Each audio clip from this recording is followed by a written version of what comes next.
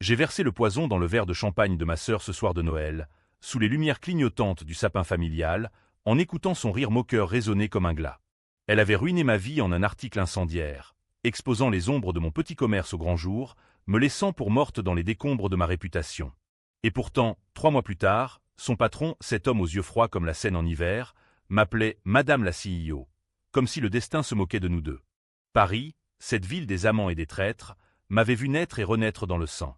J'étais Claire Duval, 32 ans, héritière d'une boulangerie modeste dans le Marais, un recoin où l'odeur de la baguette fraîche masquait encore les secrets les plus sales. Ma sœur, Élise, 5 ans de plus, avait toujours été la favorite. Blonde, ambitieuse, plume acérée au service d'un grand journal économique. Elle gravissait les échelons pendant que je pétrissais ma survie dans la farine et les dettes.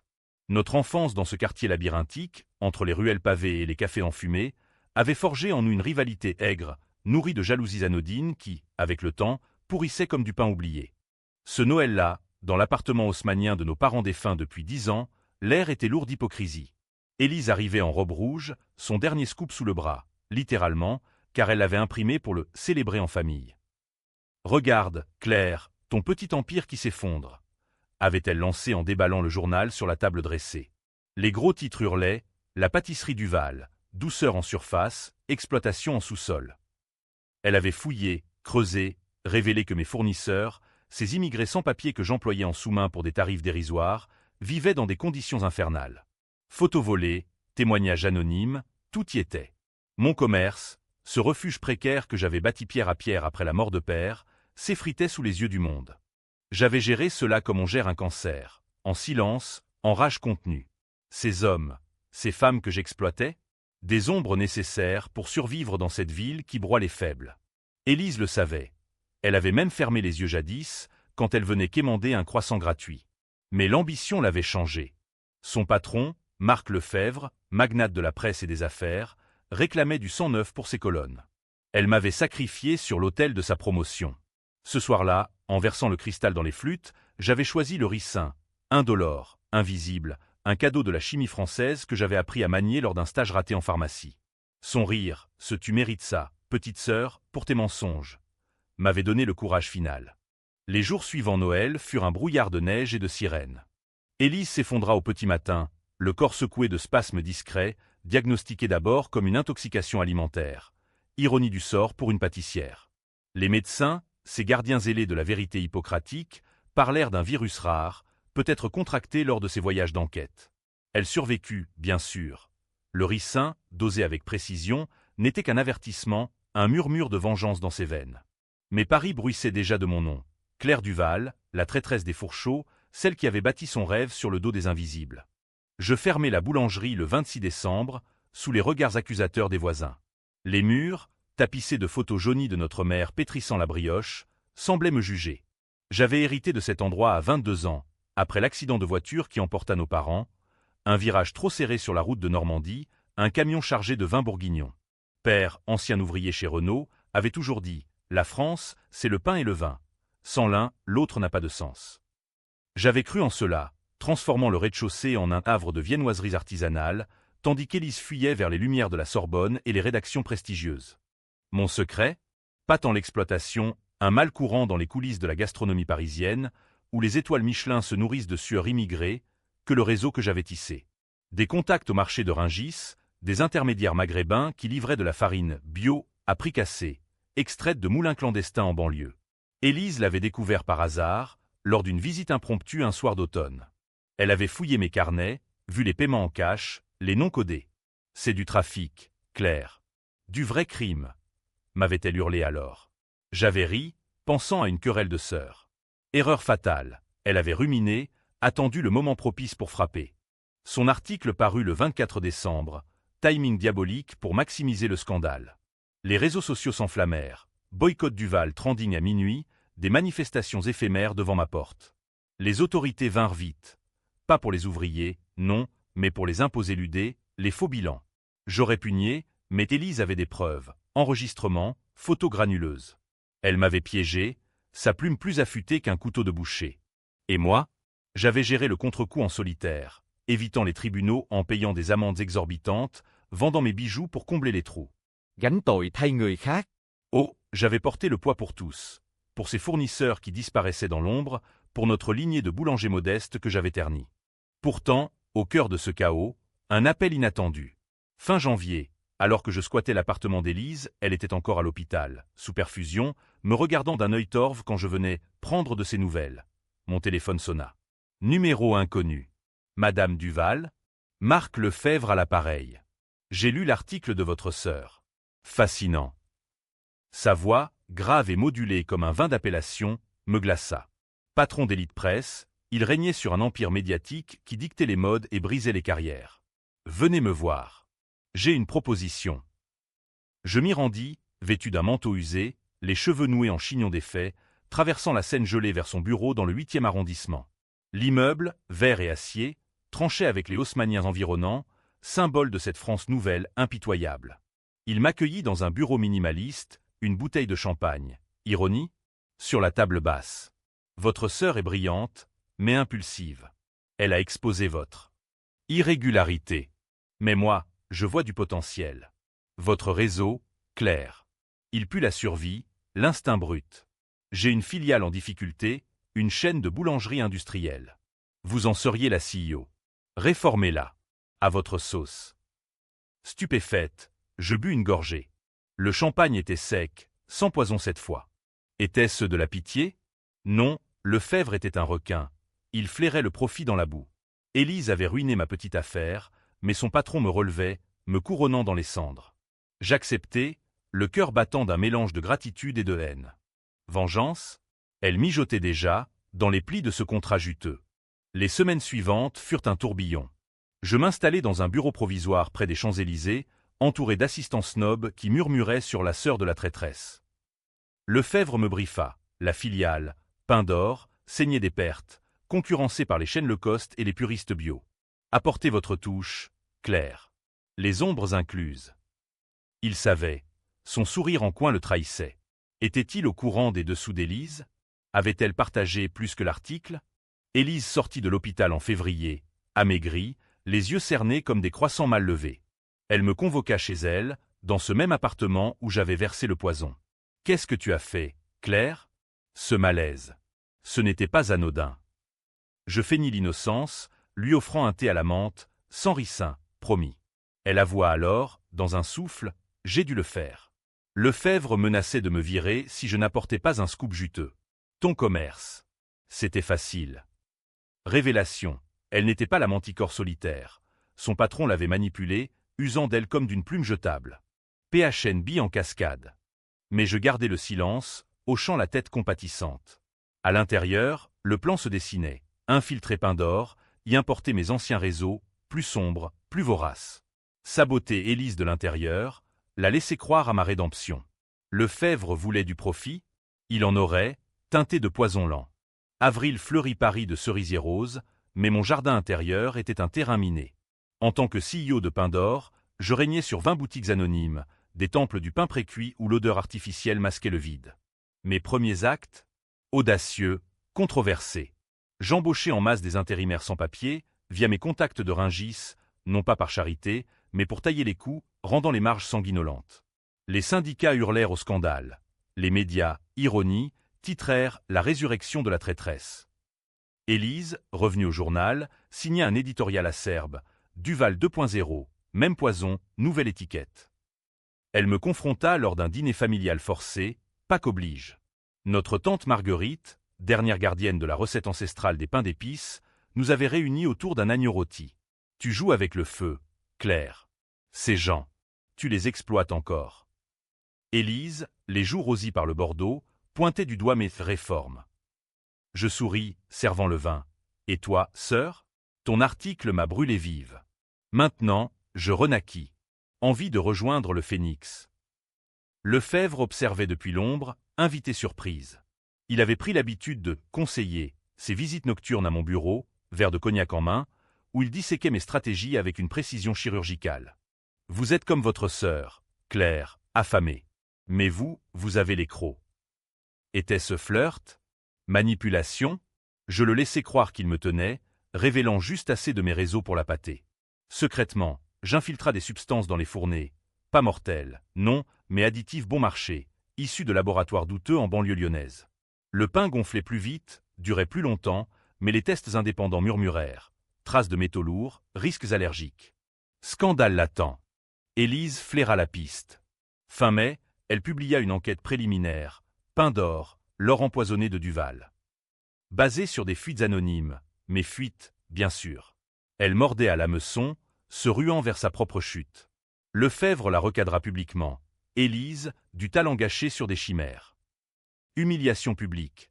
Elle pleura au téléphone, me confiant « Il me remplace par toi, Claire.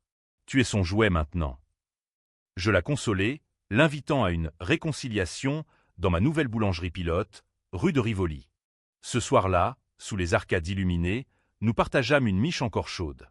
À nous, les sœurs Duval, trinquatait-elle. J'avais saupoudré le sel de mes larmes, et un soupçon de belladone, dilué pour irriter, pas tuer. Elle toussa, accusa le poivre. Mais le vrai poison était dans les mots. Je lui glissai un dossier, preuve fabriquée montrant que Lefebvre blanchissait via ses imprimeries. Il t'utilise, Élise. Comme il m'utilise. Allions-nous. Elle mordit, ses yeux brillants de revanche. Ensemble, nous creusâmes. Rendez-vous clandestins dans des bistrots de Montmartre, fouillant archives et comptes offshore. Elle, avec sa plume, moi, avec mes ombres. Mais je la menai en bateau, distillant de fausses pistes menant à sa propre implication. Mais trafiquée où elle couvrait mes irrégularités passées. Elle est Philippe Constant. Elle croyait nous venger de lui, moi, je la piégeais pour lui. Juin apporta la chaleur étouffante, et avec elle, le premier craquement. Un ouvrier mourut d'une intoxication, officiellement, allergie, officieusement, mais additifs. Les inspecteurs vinrent, fouillèrent. Je pris la faute, erreur de formulation, je démissionne. Non, Lefebvre intervint, étouffant l'affaire avec ses avocats. Vous restez, Claire. C'est cela, le pouvoir. En échange, il exigea plus, élargir le réseau à l'international, vers des moulins italiens véreux. J'acquiesçai, mais plantai la graine. Élise, convaincue de sa trahison par Lefebvre, prépara un article explosif. La nuit avant publication, elle m'appela, ivre, demain, je le coule. Et toi, tu seras libre. Je raccrochai, versant une larme, réelle, pour une fois. Ma sœur, mon miroir brisé. L'article d'Élise parut un lundi de juillet, canicule oblige, page web en feu, Lefebvre Empire, blanchiment et corruption au cœur de la presse française. Détails croustillants, flux financiers via faux fournisseurs, lien avec mafia marseillaise. Paris explosa, manifestation place de la République, enquête parlementaire lancée. Lefebvre, acculé, convoqua une crise, Élise est virée. Calomnie pure. Mais le mal était fait. Ses actions plongèrent, rumeurs de rachat par des fonds qataris. Moi, j'étais l'ange gardien invisible. En CEO, j'avais validé les réformes qui masquaient ces flux. Pain livré à des associations caritatives bidons, factures gonflées. Élise croyait avoir frappé seule. Je l'avais nourrie de demi-vérités, la laissant signer sa propre condamnation. Elle devint paria, collègue la fuyait, source se tarissait. C'est toi, n'est-ce pas? Me lança-t-elle un soir, au téléphone, voix brisée. Tu m'as utilisé. Je niai, bien sûr, nous l'avons fait ensemble, pour la justice. Mais la tension montait, UAM comme un ciel d'orage sur la tour Eiffel. Lefebvre me somma dans son bureau, sueur perlant sur son front pâle. Votre sœur. Elle va payer. Mais vous, Claire, vous montez. Fusionner Pain d'Or avec mon core business. Devenir ma partenaire. Ses yeux glissaient, ambigus. Partenaire d'affaires? Ou plus. Il m'offrit un verre de Calvados, main effleurant la mienne. Je bus, sentant le piège se refermer. Était-il au courant du poison de Noël? Avait-il sauvé Élise pour me lier à lui? Août, exode estival, fut mon répit. Je louai une maison en Normandie, près du lieu de l'accident parental, pèlerinage masochiste. Là, sous les falaises crayeuses, je repensais nos enfances. Élise me protégeant des bullies à l'école, moi partageant mes croissants volés. PHN bis OSC. Elle avait vendu cela pour un titre. Mais moi, mon ricin n'était-il pas pire? Les nuits, je rêvais d'elle convulsionnant et me réveillais en sueur, culpabilité rongeant comme de la moisissure. De retour, septembre apporta le contre-coup. Lefebvre contre-attaqua, procès pour diffamation contre Élise, gel de ses comptes. Elle squatta chez moi, ombre d'elle-même, buvant du vin bas de gamme. Aide-moi, Claire. Tu es CEO maintenant, utilise ton pouvoir. Je l'aidai, faussement. J'introduisis un avocat véreux qui négocia un accord. Élise rétractait, en échange d'un poste subalterne chez Elite Press. Humiliation suprême. Elle signa « Yeux vides, je suis fini ». Mais le vrai twist mijotait. Lors d'une soirée de gala au Louvre, vernissage sponsorisé par Lefebvre, il me présenta comme l'avenir de l'Empire. Élise y était, serveuse en tablier, versant le champagne. Nos regards se croisèrent, le sien implorant. Je lui glissai un billet. « Tiens bon, sœur. » Puis, en aparté avec Lefebvre, « Élise mérite mieux. Promouvez-la. » Il rit. « Pourquoi ? Elle est brisée. » Parce que, pensais-je, une brisée est plus facile à manipuler. Octobre, vendange tardive, vit la fusion. Pain d'or devint Duval Lefebvre Gastronomie, un mastodonte hybride, pains industriels dopés à mes additifs, distribués via ses réseaux médias. Profits explosèrent, mes plaintes affluèrent, intoxication mineure, allergie massive. Les autorités flairèrent, perquisitions imminentes. Je pris la tête, c'est mon héritage familial, je gère. Gánh tội thay người khác. Encore. Lefebvre applaudit en privé, vous êtes impitoyable. Marions-nous, consolidez cela. Proposition choc. Je reculai, feignant le choc. Mais intérieurement, le plan final se cristallisait. Exposer Lefebvre via Élise, la sacrifiant une dernière fois. Je lui confiai un dossier secret. Preuve de ses abus sur employés, viol couvert par NDA. Publie-le, Élise. Redeviens journaliste. Elle hésita, puis accepta, plume tremblante. Novembre pluvieux noya Paris. L'article sortit, Lefebvre, le prédateur des plateaux. Détail cru, témoignage. Il s'effondra, suicide apparent, saut de son bureau. Scandale national, Élise, héroïne controversée. Mais twist, les preuves menaient aussi à elle, mais falsifiées la montrant complice. Elle fut arrêtée pour faux, moi innocenté comme lanceuse d'alerte interne. Elle hurla au parloir. C'était toi. Le poison, les dossiers. Tout. Je souris. Noël t'a réveillé trop tard, sœur. Décembre revint, Noël maudit bis. Paris scintillait de guirlandes, mais mon cœur était un four éteint. Lefebvre mort, son empire en lambeaux, racheté par des vautours anonymes qui me gardèrent comme CEO marionnette. Élise purgeait 6 mois à Fresnes pour falsification aggravée. Je lui rendais visite, emportant des madeleines maison, sans poison, juste du sel des larmes. Pourquoi, Claire? J'étais ta sœur. Réponse, parce que tu m'as exposé la première. Ton ambition m'a tué, j'ai rendu l'appareil. Les médias me portaient au nu, Claire Duval, la vengeresse des opprimés. Ironie poisseuse, j'étais la même, amplifiée. Pain d'or prospérait sur le scandale, client affluent pour le pain authentique de la survivante. Mais les ombres grandissaient, ouvriers en grève, suicides dans les usines sous-traitantes. Un gamin de 17 ans, marocain, se pendit dans un hangar de Gennevilliers, additif ayant ravagé ses poumons. Son portrait, placardé sur les murs de ma boulangerie, me hantait. Chaos Trao, la nuit de la Saint-Sylvestre, je convoquai une assemblée d'actionnaires dans un hôtel du Trocadéro. Élise, libérée sous caution grâce à mes avocats, y assista, invitée honorifique. Mesdames, messieurs, déclamai-je, voix ferme, pain d'or renaît. Mais à quel prix? Twist partial. J'annonçai la dissolution des réseaux clandestins, licenciement massif pour éthique. Cri d'indignation, actions chutèrent de 40%. Décision Gaëtran Kay. Sauver ma peau en sacrifiant les invisibles, ceux que j'avais promis de protéger. Élise bondit, hypocrite. Tu les jettes comme tu m'as jeté. Bagarre éclata. Elle me gifla devant caméra. Titre le lendemain, Sœurs ennemies, duel au sommet de l'Empire Duval. Public divisé, un me voyait martyr, autre tyran. Lefebvre mort révélait son propre secret. Il était notre demi-frère illégitime, fils caché de père avec une maîtresse normande. Dossier trouvé dans ses papiers, Élise l'avait su, utilisé pour son chantage initial. PHNDIN LTMT. Elle m'avait trahi pour protéger ce lien familial tordu. Janvier 2026, froid mordant, apporta les poursuites. Élise, blanchie partiellement, contre-attaqua, plainte pour empoisonnement. Preuve, analyse sanguine de Noël, traces de ricin. Je niai, bien sûr, mais le doute s'insinua. Lefebvre avait couvert, son virus rare était un mensonge. Pourquoi? Pour me lier à lui, marionnette empoisonnée. Je fuis vers la Provence, vignoble gelé, louant une masse isolée près d'Avignon. Là, sous le Mistral hurlant, j'écrivis mes mémoires, non pour publier, mais pour exorciser. Élise me traqua, arrivant un soir pluvieux. Finissons en « Claire. Tue-moi ou pardonne ». Confrontation finale, couteau tiré, littéralement, la cuisine provençale comme arène. Je la laissai partir, saignant d'une entaille superficielle. Pars. L'Empire est à toi, si tu veux. Elle refusa. Trop tard. Nous sommes poison l'une pour l'autre. Elle disparut dans la nuit, vers Marseille peut-être, ou l'exil. Février, la France se remettait, mon empire, amputé mais debout, sous tutelle judiciaire.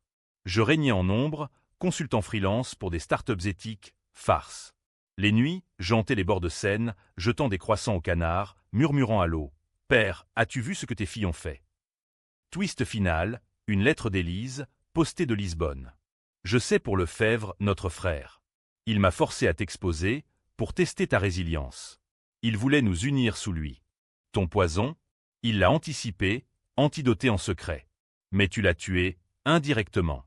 Bravo, CEO.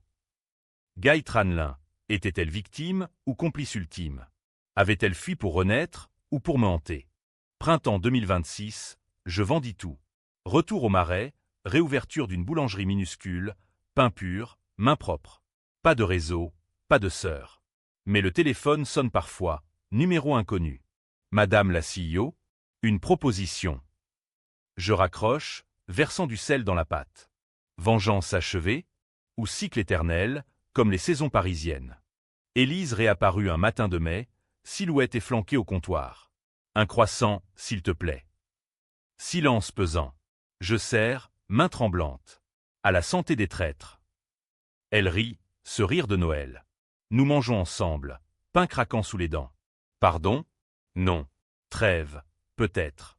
Ou nouveau poison, lent comme le temps. Paris pardonne tout, sauf l'oubli. Et moi, Claire Duval, je règne encore, sur mes ruines, couronné de cendres. Fin, ou prélude à un Noël plus noir.